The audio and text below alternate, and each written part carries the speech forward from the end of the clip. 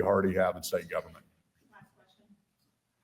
Governor, there's been a lot of talk about the freeze of federal funding and everything from the administration. Can you talk about that impact on state agencies, local organizations, tribes? There's a lot of organizations that use this federal funding. Can you talk about that?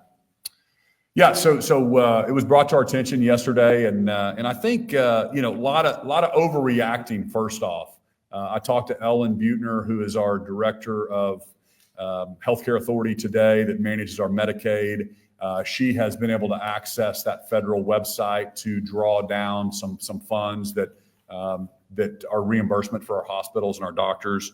But I think a little misinformation. I think the Trump administration, what they were talking about is trying to get their arms around foreign aid. Like, where's all the foreign aid going to? Are we allowing these countries to just send out money? So I think he was trying to get control of that, putting America first as far as environmental agreements. You saw President Trump pull out of the Paris Agreement.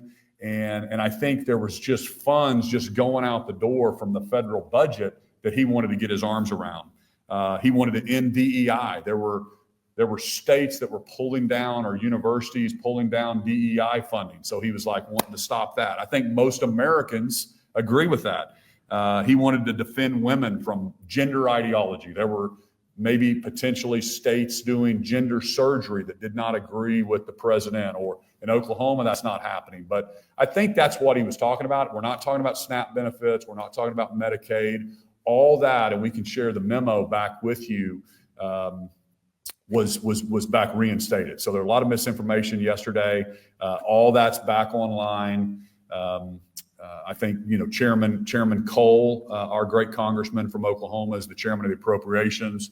I think he was down in Mar-a-Lago meeting to make sure that the core services were not disrupted. So, but yeah, if you believe in DEI and you believe in funding for environmental agreements around the world, and you're trying to do those kind of things, you probably are upset about this.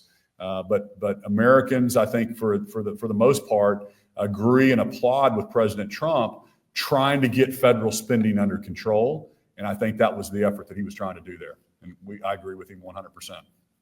Thank you guys so much, and looking forward to next week with you.